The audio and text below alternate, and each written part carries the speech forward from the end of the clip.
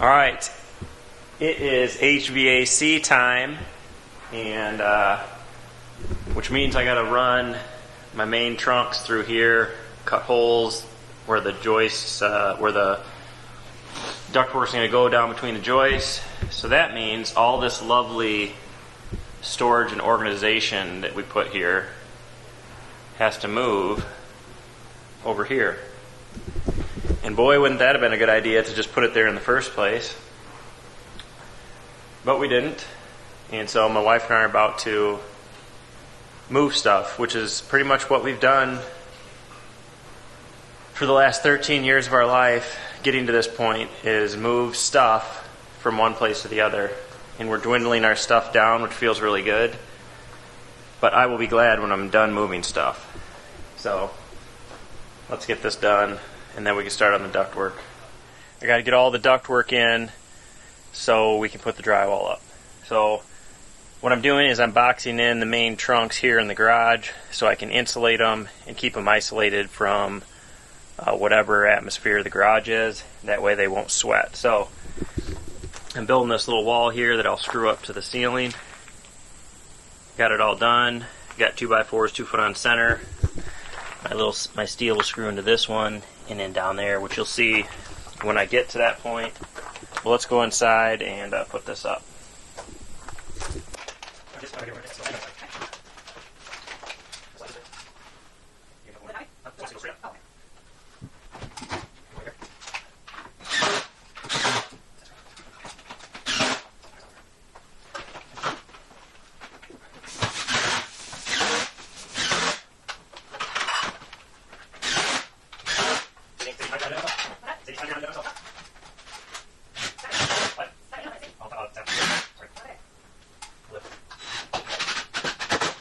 Got one up, I gotta make one more. Gives you kind of an idea what I'm talking about now. That'll be the side, so my steel will slide up in that J channel up there. Well, that's actually an F because it has the steel in it. So I'll put my steel up, screw it at the top, and then I'll slide my bottom J on. And then the bottom piece will slide into that J channel, and then I'll slide a J channel on this side, and then it'll all look finished.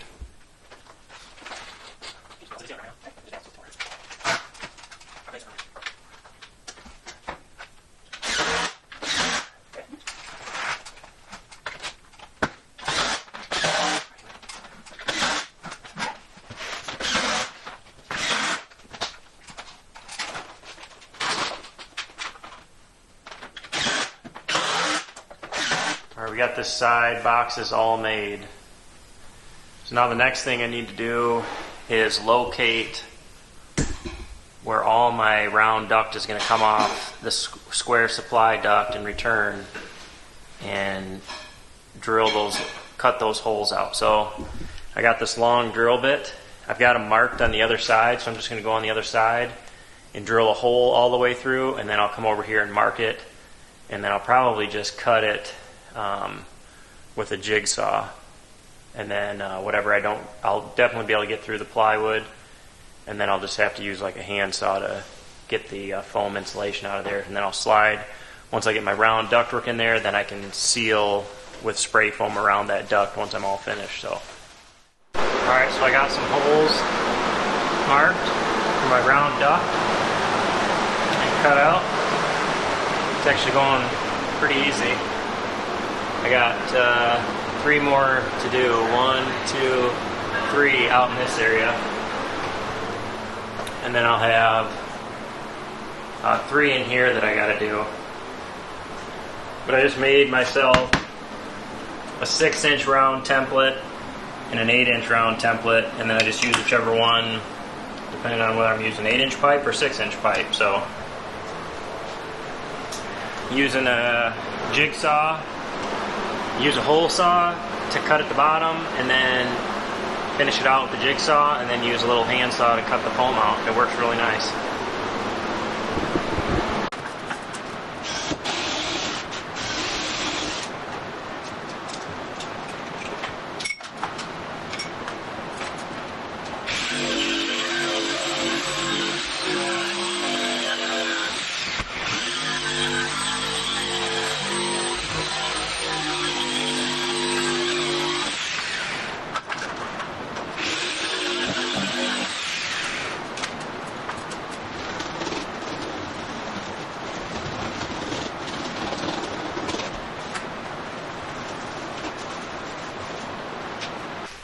Alright, we got the first trunk, 2 sections of supply trunk ready to go.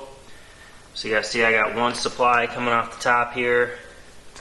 I built some little legs out of drive cleats just to set this up so that air can flow all the way around this. So you can see all my seams are taped even on the edges of the 2 pieces that you snap together. This is all taped. I tape around any time I make a penetration in the pipe or in the duct, I tape it. That way this is as efficient as possible. So that piece is ready. And kind of how I'm doing this, I'm going to build it as I go. So you can see I got this polystyrene insulation on the side, and then I got it on the bottom, and my trunks will sit on this piece right here, and that's why I built those spacers to sit the supply trunk up off this so air can flow all the way around it. Now this whole box is pretty much going to be airtight. At least that's my goal. So I'll put seal all these seams here and here, and then this will be pretty much isolated except where it goes into the utility room, and if I need to I can spray foam the edge once I'm all done to completely seal this off. Now the garage is spray foamed and sealed. The only worry would be in the summer when it's hot and humid and we drive a vehicle in here, we could bring some hot and humid air in here. That's why I'm sealing this whole box off completely so no humid air can get up against this cold duct, because that would be where you get condensation. So we're taking all precautions on that. Got the first section ready. I'm ready to set it up in there. I got to put one more support up, and I think I can get it up in here. So we'll see how it goes.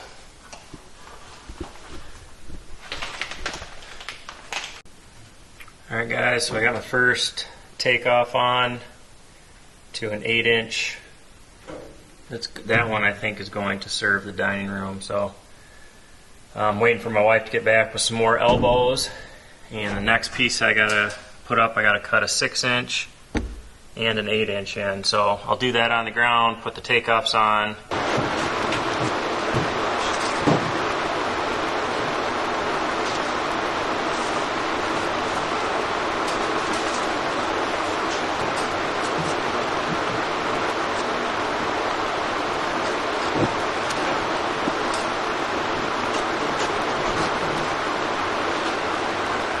Today I'm going to try to finish up this main supply and main return runs and get everything popped through these holes.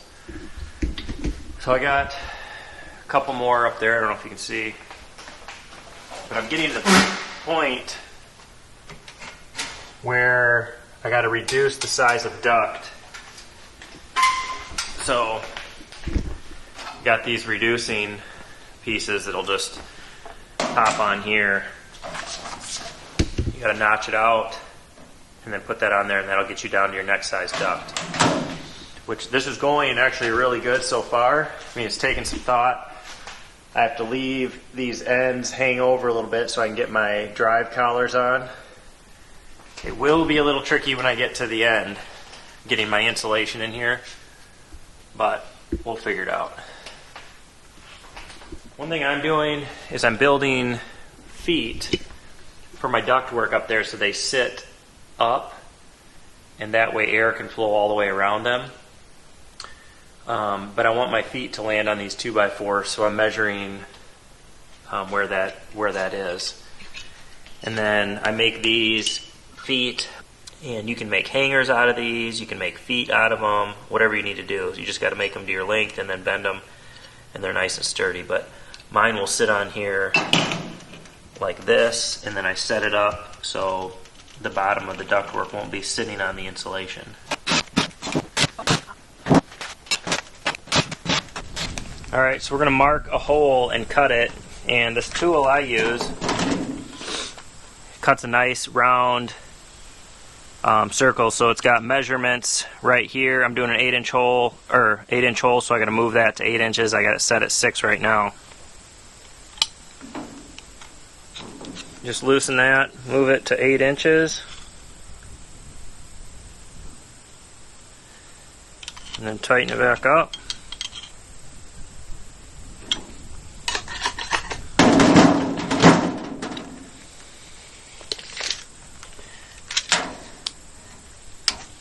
So that's my offset from the side. 1, 2, 3, that's the center.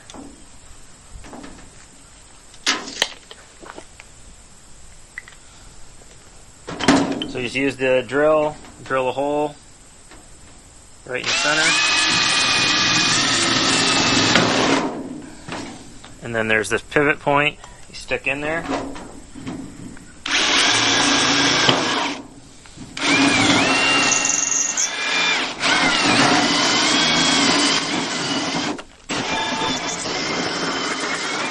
And just stop short. I all the way through, so I got more. Then you get a perfect hole.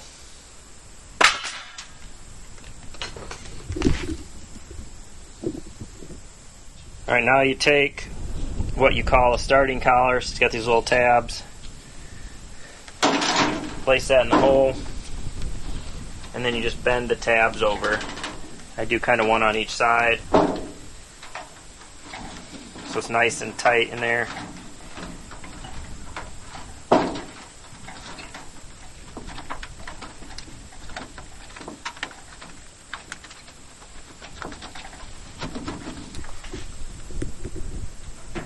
So you can see how that works under there. As long as you tape this off, you'll have a nice airtight seam, and then your next piece can slide over this. You can screw it, tape it, and go. Alright guys, with everything, there's more than one way to do this, and you got to look at the kind of collar you have. You can see this collar, the ones that I'm using, if you cut the hole properly, this edge right here sits on top, and then all of these tabs go through. There are some starting collars that are straight, and what you do is you bend, I don't know, every third or fourth tab out, and then that will sit flat on top, and then you'll bend other ones over, and then it kind of sandwiches it. But if you cut the holes right for these, it creates a nice tight fit, and you won't have any problems. They also make a duct sealant that you can paste on here. I choose to just tape all these, and like I said, that's personal preference. The paste isn't bad, just kind of makes a mess, and I like to tape it. So now let's talk. We have drive cleats. Those are what hold the ducts together. So there's a tab bend over on each side of the duct that you're attaching, and these will slide over, holding them together. And then on the other side you have S-cleat, and it's got 2 grooves, and you slide the one duct top edge fits in the bottom, and then the one you're sliding it into will slide into that. So that will hold the top and bottom together. So you got S-cleat on the top and bottom typically, and then you have your drive cleats on the side. You can buy these pre-made, or you can buy longer sticks of them. I buy longer sticks. This is 8 inches, so I'll usually cut it 1.5 inches longer and then do 1.5 inches bend over. And then when I drive it up, it'll stop, and then I can bend the top over. So I cut these 11 inches, so 1.5 inches longer. I'll just take my benders, bend that up, and now I drive that up until that hits the bottom, and then I'll bend the top over, and then tape it all. Alright, you can see I'm getting down here to the end, and as the ducts, the main trunks come this way, they're stepping down and they're getting smaller. And then, like I said before, the round ducts are coming off the top and going through the floor joists. That one goes all the way out to the main room. This one just goes right in here and feeds the mud room. But the way I did this is I framed this up first, which I really thought about this, so I kind of had a system on how I was going to get insulation in here, get the ducts up here, but it probably would be a little bit easier to hang your duct from the ceiling. It's a little more work, but I chose to frame this up and use cross members and lay my trunks in here.